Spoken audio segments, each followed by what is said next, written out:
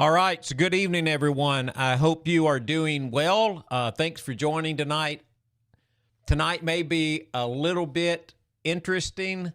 If you have my phone number, I'm also trying to monitor the Facebook pages. It's a little harder to monitor those tonight. We kind of have a totally different setup. I have done many tests this week, try to make sure that this works okay. I think we're good. I think the sound is good. I think the video is good. If you can put a comment in there, I would appreciate that, just to kind of let me know what's going on. I'll try to monitor those as much as I can. They're a little more difficult to monitor right now, but if you're getting good audio, good video, just let me know if you can. It's just really a totally new setup. It's a new piece of equipment, new audio, and hopefully everything is going to go okay tonight, but we'll see. Hey, we're getting ready to jump into Hebrews chapter 2, verses 5 through 18. Been on this program, I don't know what the best word is. I guess kind of a series. I started out with this idea of just doing a series on things that Jesus is greater than. And it just developed from that. I thought it was going to be maybe 1 week, maybe 2 weeks, maybe 3 or 4 at the most. That launched me into this study of the book of Hebrews. I'm just sharing with you as I go through the book of Hebrews. I'm reading that right now. I wish you would read it. If it's a great book, and I'm just really going down that path, thinking of all the things that Jesus is greater than. Jesus is, he has the greatest covenant. He came to bring us salvation from our sins. There's no one greater than Jesus. So we're going to try to just kind of walk through that and share that with one another as we go through that. Getting some comments up here. I appreciate that. If you have my phone number, messages always work better than putting things in the chat. I hope someday we can come up with a better solution than either one of those, but I'm not really sure right now what that's going to be. But let's jump into Hebrews chapter 2, and we'll just start looking at that. There's probably going to be some glitches, me pushing the wrong button, doing the wrong thing. This is really a much better setup than I've had in the past, but to be very honest with you, I'm just haven't had enough time to figure all of the buttons out yet. So last week we talked about Hebrews chapter 1, verses 1 through chapter 2, verse 4. And the writer of the Hebrews there was discussing the superiority of Jesus over angels. One thing that you kind of need to know, since obviously he's writing to Hebrews, that's where we got the name of the book, right? Jewish readers usually almost always regarded angels higher than even the greatest of the fathers, like Abraham and Moses, David, or the prophets, Isaiah, Elijah, Elisha. And so there's this dilemma that occurs to the Hebrews, and that is, if Jesus is greater than the angels, how can one who became flesh and died have supremacy over angels? I mean, why isn't Jesus inferior just because of his humanity? And the writer of Hebrews, he concluded in chapter 1, verse 14, that are not all angels ministering spirits sent to save those who inherit salvation? So angels are spirit, not flesh, and angels don't die. And Jesus did die. So how can a man be greater than an angel? And the author answers that question in Hebrews chapter 2, verses 5 through 8. Jesus, and this is where we're going with this class, so if you follow along, Jesus' humiliation and suffering didn't tarnish his glory. Jesus' humiliation and suffering were the meritorious cause of his exaltation. And when we, as his siblings, will be glorified in a similar manner because of our faith in him. And it's just an incredible thought that the writer of Hebrews is presenting here. So if we jump in to the text, he starts out in chapter 2, verse 5, and I'll try to highlight some of this as we go through. He says, "It is not to angels that he has subjected the world to come about which we are speaking." And if we just jump in right there, it creates a little bit of a scenario for us, because the question becomes, what does he mean by the world to come? Because the choice of word, I think, is really interesting.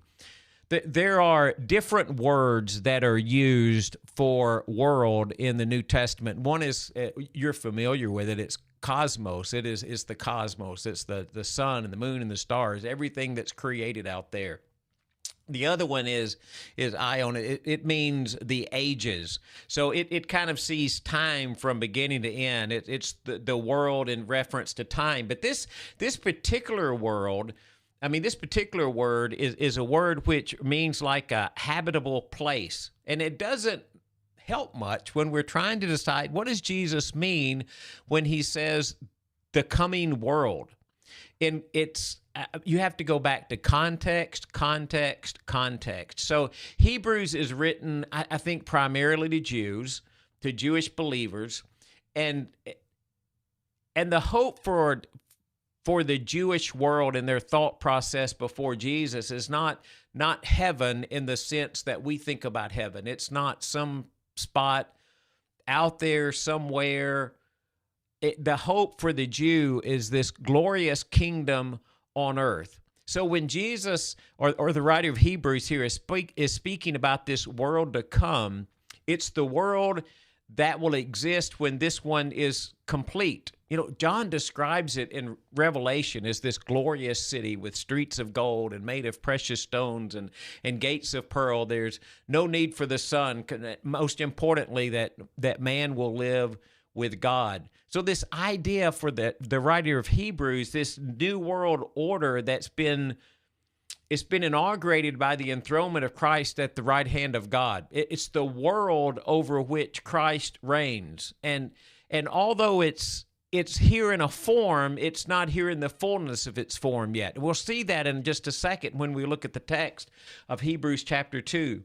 So it'll be realized in its final form when Jesus returns in glory to this world of reality, and he'll bring reality to the world. Right now, the world is just shadows, and Jesus' resurrection and his exaltation of the right hand of God, that produced reality. And we don't see this world again in its fullness of form.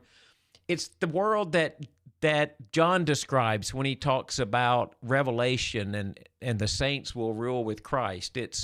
It's present, but it's not fully complete yet. So it's here, but it's also to come.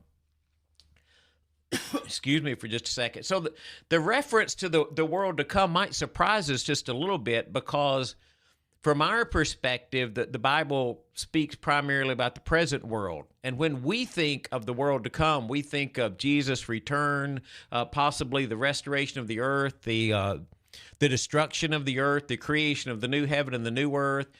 But as the writer of Hebrews looks at this, salvation, these believers will inherit, that we are inheriting, is the world to come. It's part of the Messianic age, but we're also already part of the Messianic age. So when he's talking about this world, it's the world that we live in, that Jesus rules, but we don't quite see it yet in the greatness and the fullness of every form, of its perfect form. So the point that he's making here is this world that's to come, and even the world that exists now, we'll see in just a moment in the text, he didn't subject that world to angels. Angels aren't supposed to rule that world that we're speaking about, and he's going to go on to show that mankind is supposed to rule that world. So in verse 6, he says, so he's going to get into this thought process. Okay, so what is man? And so if you look at Hebrews chapter 2, and we'll read starting with verse 6, there is a place where someone has testified, "What is man that you are mindful of him, the son of man that you care for him? You made him a little lower than the angels. You crowned him with glory and honor and put everything under his feet." I want you for just a moment to think about what is man? Just consider mankind. Consider the position of glory and power to which God appointed mankind. If you go all the way back to the book of Genesis, and you go to Genesis chapter 1 and verse 26, God said, "Let us make man in our image, in our likeness, and let them rule over the fish of the sea and the birds of the air and over the livestock and over all the earth and over all the creatures that move along the ground." So God created man in his own image. In the image of God, he created him, male and female, he created them. And God blessed them and said to them, "Be fruitful and increase in number, fill the earth and subdue it. Rule over the fish of the sea and the birds of the air and over every living creature that moves on the ground." And we know in Genesis that God places man and woman in the garden to care for the garden.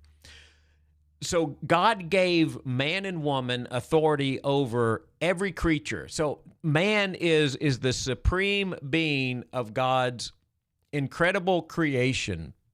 So when the writer of Hebrews writes this part of the text, it's coming from Psalm 8. And Psalm 8, if you just follow along and listen to this, we actually sing this at Clarksville Highway in a song. "O Lord, our Lord, how majestic is your name in all the earth. You have set your glory above the heavens. From the lips of children and infants you have ordained praise because of your enemies to silence the foe and the avenger. When I consider your heavens, the work of your fingers, the moon and the stars which you have set in place, what is man that you're mindful of him?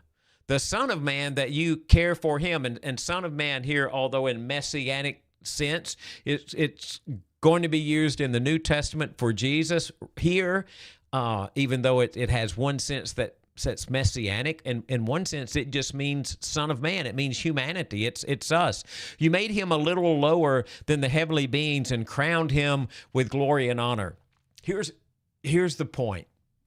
When you look out at the greatness of God's universe, I mean, look at everything that God has created, the sun, the moon, the stars, the constellations, all of the animals that he made, just the greatness of his creation. I mean, just the work of God's fingers. And you put all of that in perspective and you look and you think, man, what is man? I mean, who are we? What are we about? You know, what is it that makes us special? Because God took us and placed us at the top of that creation. And if you look in Psalm chapter 8 here, he's in verse 5. You made him a little lower than the heavenly beings and crowned him with glory and honor. That is the NIV 84 translation of Psalm 8. And the Hebrew text says you made him a little lower than God or than the gods, and probably in the sense there, not the one supreme God, but angelic beings, which is why we have heavenly beings here. The point is, maybe a good way to translate it into English is you made him just a little bit less than divine. And because of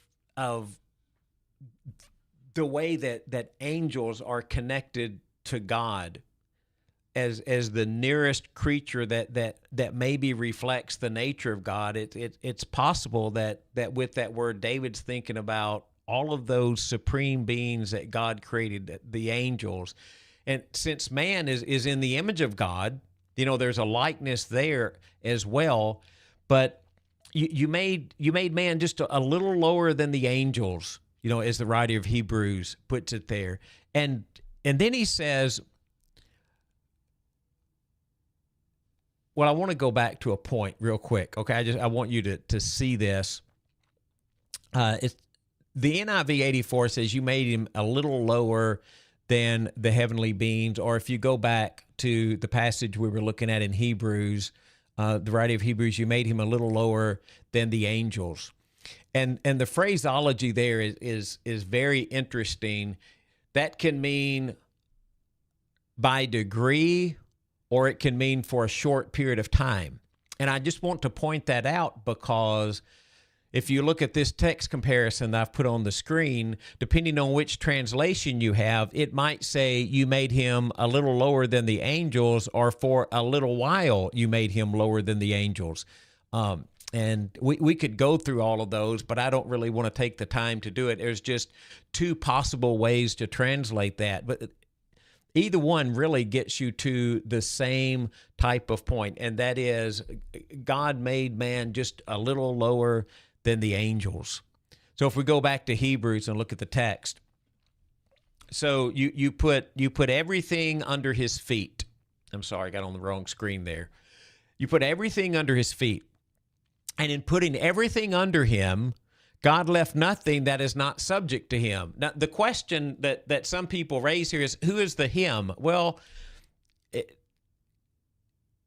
in its present context, the him is also refers to mankind. So when God created man and put him on the earth, there is nothing on the earth that God did not subject to man. He put everything under his feet. But it also refers to Jesus, because of his exaltation, everything has been put under his feet. But at the present time, he writes, we do not see everything subject to him. We don't see all things subject to either mankind, because mankind has a hard time controlling anything. He just barely can control himself, right? And we don't see, in a way, everything subject to Jesus, although it is, because there are so many things that happen in our world that just seem wrong. I mean, and you look at that and you think, well, is everything really subject to Jesus? And it is subject to Jesus. That's the point that the writer is trying to make. In verse 9, we see Jesus, who was made a little lower than the angels, now crowned with glory and honor because he suffered death, so that by the grace of God he might taste death for everyone. So we see Jesus made a little lower than the angels. What does the author mean by that? He means that Jesus became flesh. So man had dominion on the earth. God placed him in a place of dominion. He put everything under his feet. That's what Psalm 8 is about. But the problem is, man's not exercising that dominion over creation. He can't control the animals. Like I said, he can barely control himself. He lost his crown. He became a slave of sin. So the answer to man's dilemma is Jesus. While on earth, Jesus had dominion, did he not? I mean, just think about that. He commanded the sea to be still. He commands the wind. He can bless 5 loaves and 2 fishes and feed thousands and thousands of people. He came and he had power over sickness because he could heal people. He had power over animals. He had power over demons. He could cast them out. He even had power over death itself because he could raise people from the dead. So Jesus comes in the form of man, and he has dominion over everything. I mean, angels don't die, but angels can't save lost sinners. Jesus came into the world to take flesh, to save sinful man, to restore man to his proper position, because Jesus' humanity was necessary. So Jesus' humanity allows him to regain man's lost dominion, because everything becomes subject to Jesus, even though, as the writer of Hebrews says, we might not see it now, it's true. That's what has happened. So Jesus' humility also allows him to bring many sons to glory. So if you go to verse 10, he says, in bringing many sons to glory, it was fitting for God that through whom that for whom and through whom everything exists, should make the author of their salvation perfect through suffering. That is such an incredible passage because of what Jesus has done for us. He brings us to glory. It's not just Jesus who's glorified, but our connection to Jesus because of faith in him. And as we're going to see in a few minutes, that he will call us brothers, then we also are ushered into that same glory because of our faith in Jesus. And so he makes the author of their salvation perfect through suffering. And it's kind of an interesting word that we translate author. It means somebody who's in a prominent position, or a leader, a ruler, or a prince. It's someone who begins something. He's the first in a series. So Jesus is the first in a series. He's a chief, he's a commander, he's an originator, he's a founder. That word's translated all of these different ways. Someone who's a pioneer who paves the way for other people. So Jesus shows up on the earth, Son of God in the flesh. He suffers through the world the way that we suffer through the world. He dies, he is buried, he's resurrected. He becomes the first fruit of the resurrection, so that he is the first of his kind, but we are also going to receive a resurrection body because Jesus received a resurrection body. So he's not ashamed to call us brothers, as the author is going to talk about in just a second. And he brings many sons to glory because of who he is. But when you think about that passage and you think he should make the author of their salvation perfect through suffering, do you really ever think about Jesus suffering? I mean, really, like we suffer? Because you should. Jesus did suffer. Do you ever think about Jesus, wanting anything? You think, wow, if he can make stones become bread if he would choose to, then he shouldn't have ever been hungry, right? But he was hungry, sometimes by choice, but he was hungry. You read about Jesus being tired. You think about Jesus being tired, or the pressure of people getting around him. Jesus gave up his glory to become man. He regained his glory because of his suffering, and he shares that glory with those who believe in him. So we're united. We're brothers. The incarnation, the crucifixion, the resurrection, all of those things go together, and they all lead to the glory. And it's the same glory that we're going to share with him because of his incarnation and crucifixion and resurrection. Then we have new life through Jesus, which also brings us eternal life and resurrection from the dead. So when the writer goes through this, he says, these are really two verses I really like. Both the one who makes men holy, that's Jesus, and those who are made holy, that's us, are the same family. Think about that. The same family. The one who makes men holy, Jesus, and us, who he makes holy, we're one family. So the writer of Hebrews says Jesus is not afraid and not ashamed to call them brothers. And he gives these two quotes. One, he says, I will declare your name to my brothers in the presence of the congregation. I will sing your praises. That's from Psalm 22. And if you go to Psalm 22, the first part of that psalm, we know from Jesus' words on the cross. My God, why have you forsaken me? Why are you so far from saving me, so far from the words of my groaning? The psalmist, it's a psalm of David, and he starts out in great anguish and groaning, saying, God, where are you? Why aren't you listening to me? Why don't you listen to my voice? You're enthroned as the Holy One. People cry to you, and I'm a worm and not a man. He goes through all of these things. And don't be far from me in my time of trouble. Be there for my help. So when you get down to verse, the middle part of the psalm, he says, God, but you're not far off. You're going to save me. You'll rescue me from the mouths of lions. He's talking about how he's going to praise God. And he says, I will declare your name to my brothers in the congregation.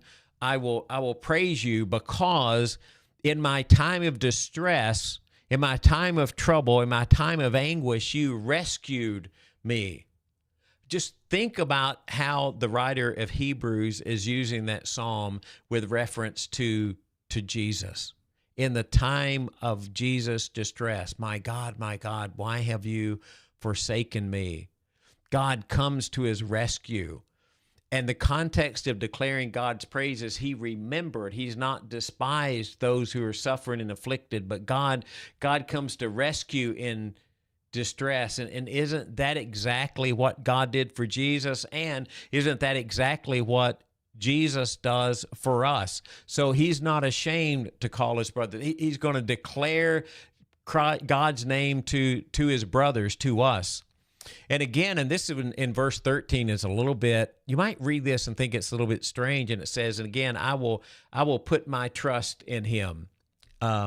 Here am I and the children God has given me. Both of those are from Isaiah chapter 8.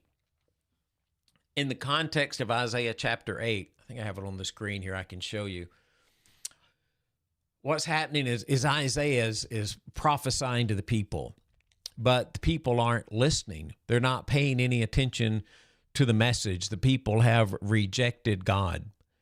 And in the rejection of God, and they're going to start consulting different things, mediums and spiritists. They're going to whisper and mutter, and God says, why aren't you inquiring of me? In Isaiah, the words are, bind up the testimony and seal the law among my disciples. I will wait for the Lord who is hiding his face from the house of Jacob. I will put my trust in him.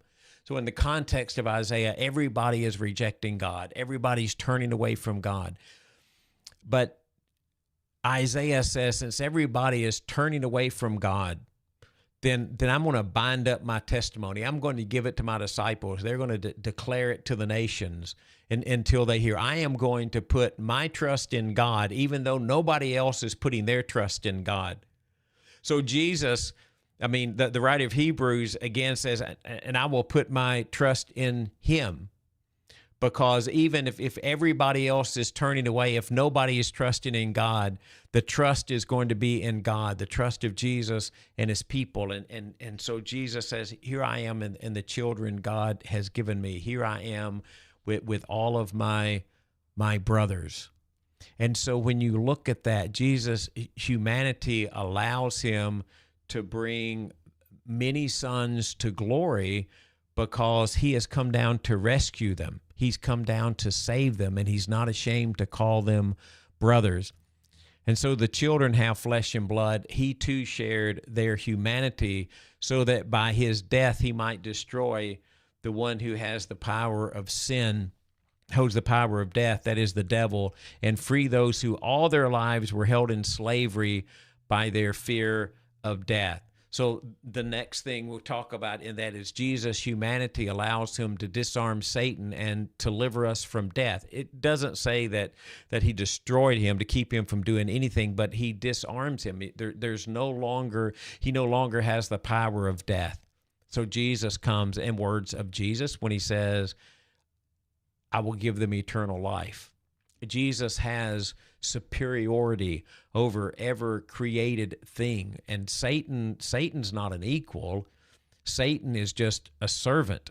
And Jesus came in the flesh, in his humanity, so that he could destroy the one who holds the power of death. And so no longer are we held in slavery by our fear of death. So if you just think about that for a second, if this life is all that there is, and at the end of this life you cease to exist, that's something to fear.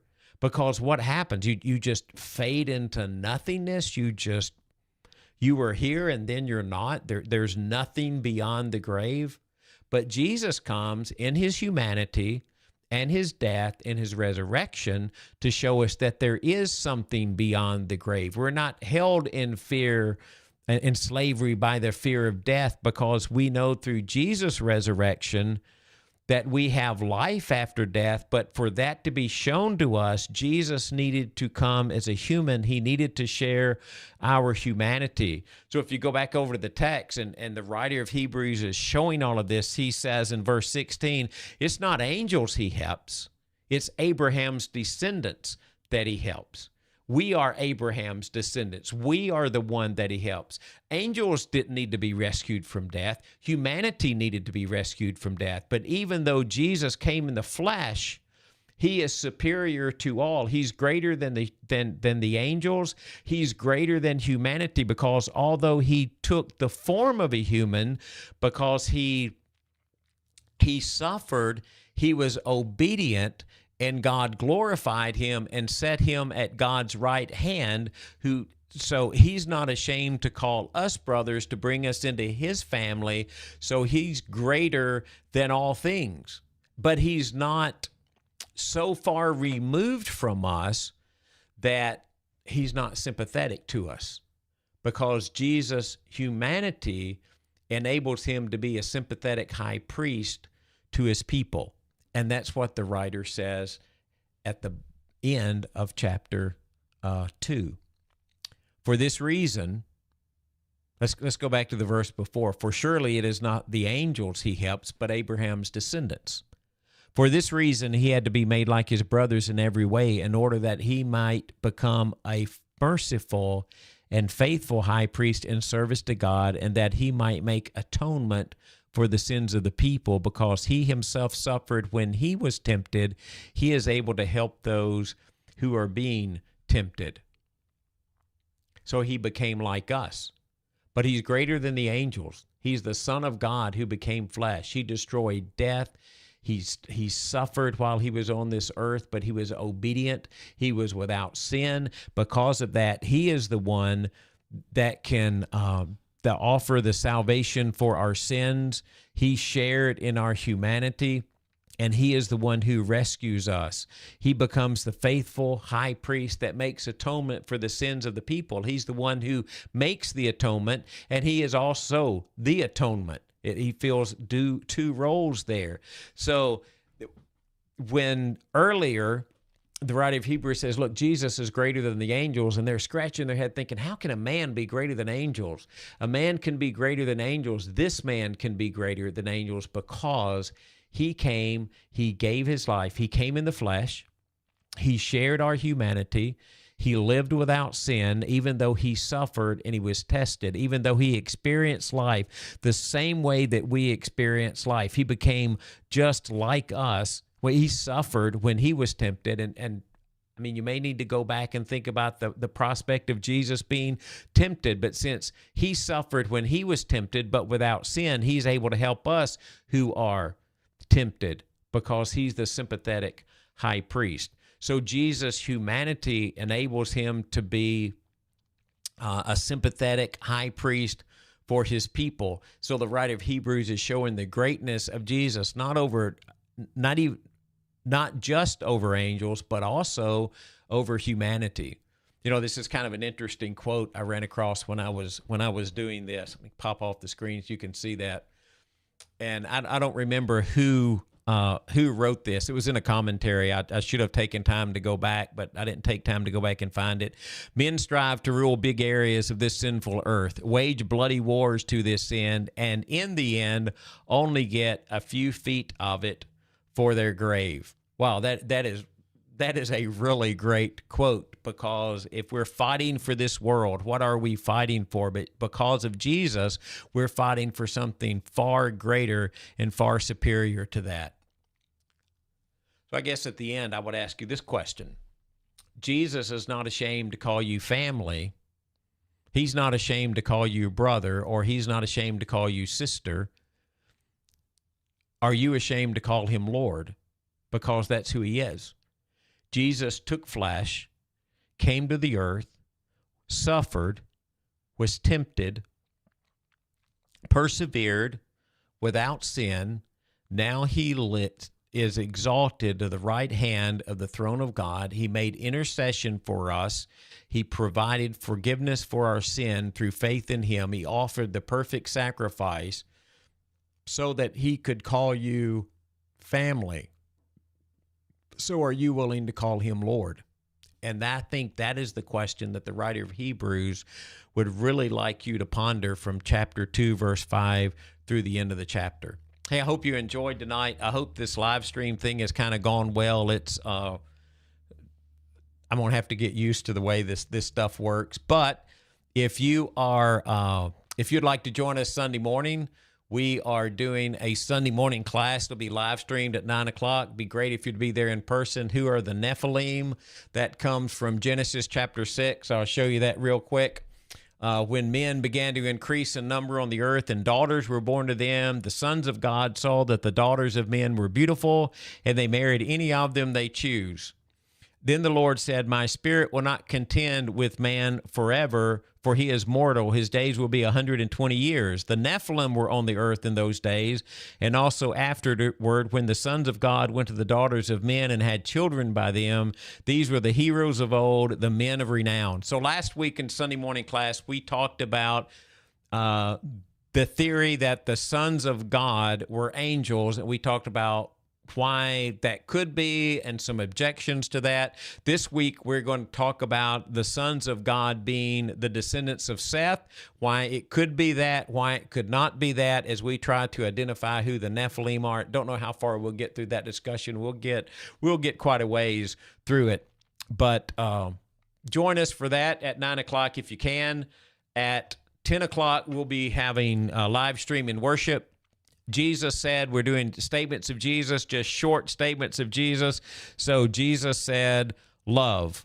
So that's what we're going to talk about, love. We're talking about different ways that we're supposed to love God, love our neighbor, love our enemy, love those who don't love us, love one another. So we'll go through that on Sunday morning. If you need to know where to go to watch those live streams, if you're tuning in, you can go, if you're on a Facebook page or a YouTube page tonight, you can go back there. We live stream to these websites, ClarksvilleHighwayChurch.com, GospelChariot.church. That actually will send you to GospelChariot.com. I should have changed that. This is an old slide. GospelChariot.com. But again, if you go to GospelChariot.church, it'll automatically redirect you to GospelChariot.com. Facebook pages, Clarksville Highway Church of Christ, and a Gospel Chariot Facebook page. There's a YouTube channel called Gospel Chariot. If you go there, you can find us there as well. So I hope that you enjoyed the study tonight. Hope you enjoyed the time that we could share together. Look forward to seeing you next week. If you know my number, I hope that you could send me some kind of, this live stream worked well, didn't work well, but we'll figure our technology out as we go. Thank you for joining. Have a great evening, and I will talk to you later. Thank you.